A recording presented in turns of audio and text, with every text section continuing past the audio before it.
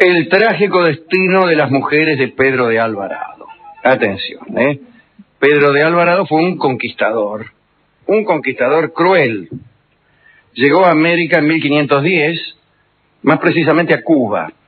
De allí partió para unirse a la hueste de Hernán Cortés, que preparaba, como sabemos, la expedición que destruiría el imperio de Moctezuma. Por la capacidad militar demostrada, Hernán Cortés confió a Alvarado y a sus hermanos la conquista de Guatemala. Les digo, ya que están, vayan y conquístenme Guatemala. Alvarado logró rápidamente esa conquista. Fundó la que se conoció como Ciudad Vieja, que fue la primera capital de Guatemala, allá por 1523. Los indios le decían a Alvarado Tonatiuh, que como bien sabemos quiere decir hijo del sol. Parece que porque era rubio. Como dijimos, era muy cruel, además de rubio. Hacía colocar, por ejemplo, pez hirviendo, alquitrán hirviendo, en el vientre de sus prisioneros para obligarlos a confesar dónde estaba el oro. Había convertido en esclavos a más de 1000 indios, contrariamente a la ley, ¿no? Para obligarlos a lavar la arena de los ríos siempre en busca de oro. Tampoco lo querían mucho sus soldados. Alvarado consideraba propiedad personal todos los botines de sus hombres. Me refiero, absténganse los graciosos, me refiero a lo que conseguían por el saqueo, por el robo, etcétera, a esa clase de botín. Dicen que Alvarado era un excelente orador. Tras una serie de denuncias por parte de nobles y prelados, se vio obligado a regresar a España para enfrentarse a un proceso. Y lo ganó. De aquel juicio, en el que habían salido a la luz horrores notables, Alvarado salió victorioso, no porque negase los hechos, sino porque precisamente reivindicó todos los sucesos demostrando que habían sido útiles y necesarios. En España, Alvarado conquistó la protección de un personaje muy poderoso, el duque de Albuquerque. Además de la protección, consiguió casarse con la sobrina del duque, Francisca de la Cueva. Luego del casamiento, Alvarado partió solo hacia Guatemala, dejó a Francisca en España.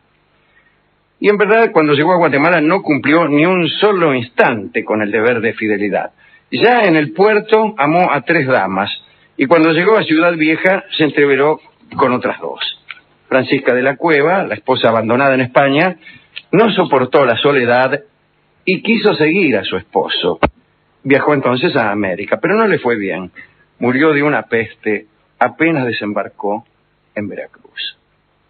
Alvarado no sintió mucha pena. Alvarado sería peor que Alvarado. Se casó con una princesa india, hija del rey de Tlaxcala, y le dio un nombre cristiano. La llamó Luisa, incluso para mayor comodidad. Tuvo con ella 2 hijas, que son las que reconoció, que se llamaron Leonora y Anica. Los hermanos de Alvarado también eligieron esposas indias y se proveyeron de una notable cantidad de concubinas. Cuentan las crónicas que en 20 años la familia Alvarado dio al mundo 800 hijos. Son muchos realmente. En el curso de otro proceso que Pedro tuvo en su contra por sus excesos, utilizó esas cifras como dato a su favor. No se sabe bien a favor de qué. ¿Qué clase de inocencia puede alegar uno ante un crimen que venga a demostrarse por el hecho de haber tenido 800 hijos? Respuesta: el no tener tiempo para actividades criminales. Yo no pude haber sido, señor juez. Tengo 800 hijos. Bien. En verdad dijo que había dado al rey centenares de súbditos fieles en un mundo de traidores. Agregó que también esa era precisamente la obra de un conquistador, es decir, dar hijos fieles. La indiecita Luisa tampoco tuvo suerte con Alvarado. Murió de fatiga durante la trágica aventura en el Perú. Alvarado había ido al Perú con la ilusoria esperanza de acabar con Francisco Pizarro. Murieron 3000 personas de su séquito durante la travesía por los Andes. Bueno, otra vez viudo, Pedrito de Alvarado decidió, tras su regreso a Ciudad Vieja, partir una vez más hacia España. Y allí volvió a casarse, esta vez con la hermana menor de su primera mujer. Allí se casó con su cuñada, aquella que la que murió en el viaje de España a Guatemala. La nueva esposa se llamaba Beatriz de la Cueva. Con una advertencia socarrona, Alvarado le dijo a Beatriz que a sus mujeres no les había ido del todo bien. Y ya veremos qué sucedió. Era el año 1539, y tras casi 30 en América, Alvarado, que ya estaba un poco pachucho, todavía tenía ganas de aventurarse. Sordo a la súplica de su esposa, quiso intentar una nueva empresa, la conquista de las Islas Molucas, de las que había oído hablar, pero en verdad nadie sabía dónde estaban aquellas islas. Alvarado partió hacia México a fin de armar una flota. Una vez allí, unos españoles le pidieron que les permitiese guiarlo a la búsqueda del tesoro de las 7 ciudades de Cibola, que al fin parecían haber sido localizadas. Alvarado aceptó, pero un estúpido accidente no le permitió seguir la expedición. Parece que un caballo le encajó una patada en la cabeza y lo mató. Repito este poético enunciado. Un caballo le encajó una patada en la cabeza y lo mató. Era el 4 de julio de 1541. Ahora bien, Beatriz de la Cueva, su última esposa, dio que hablar. Cuando supo la noticia de su esposo, empezó a gritar con desesperación. ¿Qué sé yo? Es conmovedor el grito, sí. Le digo. Hizo pintar de negro el palacio que se le había construido y ordenó que todos los cortesanos enlutaran de por vida. Beatriz no olvidó su propia ambición, contra la opinión de todos, pero ayudada por un primo poderoso que se llamaba Francisco de la Cueva. Beatriz obtuvo la sucesión como gobernadora y capitana general de Guatemala. Cuando las autoridades le presentaron el documento para la firma, Beatriz trazó las siguientes palabras: la sinventura. Así firmaba, ¿no? Es como si usted firmara el boletín de su hijo, sí, como el loco.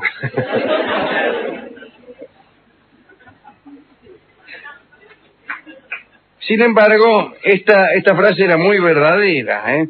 Por semanas enteras, la viuda estuvo encerrada en su palacio gritando y gimiendo.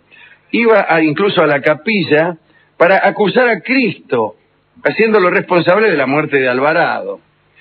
En la Ciudad Vieja se decía que Beatriz solamente hallaba paz entre los brazos de su primo, el ya mencionado Francisco de la Cueva. Los curas de Ciudad Vieja sufrían por una cosa y por otra, por los sacrilegios de Beatriz, que le chillaba el Cristo, y también por las aventuras de la sinventura con su primo. Aseguraban los curas que una catástrofe se produciría indefectiblemente si se sostenían aquellas blasfemias. Y la verdad es que la tragedia ocurrió. No sé si había una relación causal entre la relación de Beatriz con su primo y las recriminaciones al Cristo y lo que pasó, pero pasó. Vino un terremoto, La tierra tembló con gran violencia, pero no hubo muertos. Muchos festejaron que el temblor no matara a nadie, pero inmediatamente después el llamado volcán del agua se resquebrajó y un río de barro y agua cayó sobre la ciudad, y así desapareció la primera capital de Guatemala. Beatriz de la Cueva, o la Sinventura, murió, como casi todos. Cuando los sobrevivientes encontraron el cuerpo, intentaron darlo como comida a unos perros. Decían que el desastre era el castigo divino a las locuras de la viuda de Alvarado y a sus incestuosos amores con su primo Francisco de la Cueva. Pero un obispo evitó aquel acto, tal vez porque sabía que Francisco de la Cueva sería el próximo virrey y no podía lanzar una acusación de incesto así nomás contra él, ¿no? Un último detalle. Leonora, la hija primogénita de Alvarado, con la princesa india Luisa, se salvó del desastre del siguiente modo. Estaba en una bañera y la bañera flotó por el agua y el lodo hasta que se posó en la falda de una colina. Leonora quedó como única y legítima heredera de una inmensa fortuna que oportunamente se llevó a España.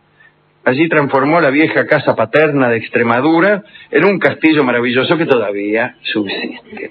La moraleja de esta historia podría ser que conviene meterse en una bañera y no salir de allí, pues se trata de un lugar muy seguro ante cualquier desastre.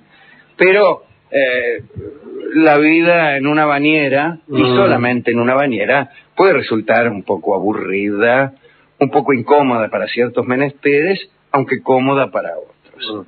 De todos modos, como no es nuestra intención la moraleja, nos abstenemos de ese comentario acerca de la comodidad de las bañaderas en medio de los desastres, y dejamos que esas consideraciones las hagan los fabricantes de estos enseres, como por ejemplo el señor Blastein.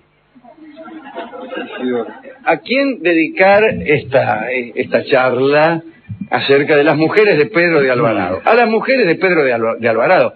Mire, cuando se dice que a todas las mujeres de un señor les va muy mal, generalmente es por culpa de ese señor. Es muy difícil encontrar un elemento común en todos los destinos que venga a establecer una razón, un patrón. Y en este caso el elemento común es Pedro de Alvarado. Pero a lo mejor, diciendo esto, somos injustos, a pesar de que Pedro era un verdadero canalla. Porque sus mujeres fueron desdichadas no tanto porque él era un canalla, sino porque se murieron de distintas pestes y desgracias. Así que usted no tiene ninguna razón, Rolón, en acusar a Pedro de Alvarado de la infelicidad de sus mujeres. Bueno, discúlpeme, me equivoqué. Bien. Hemos ido a la discoteca a buscar alguna canción que viniese a rimar con estas chicas, y especialmente con la última, ¿no? Con las inventuras, dice usted. Las inventuras, Beatriz, esa que gritaba y se le quejaba amargamente al Cristo. Y hemos encontrado La Arribeña, que es una bellísima samba que canta nada menos que Suma Paz. Así que cante nomás, señora, en homenaje a las mujeres de don Pedro Alvarado.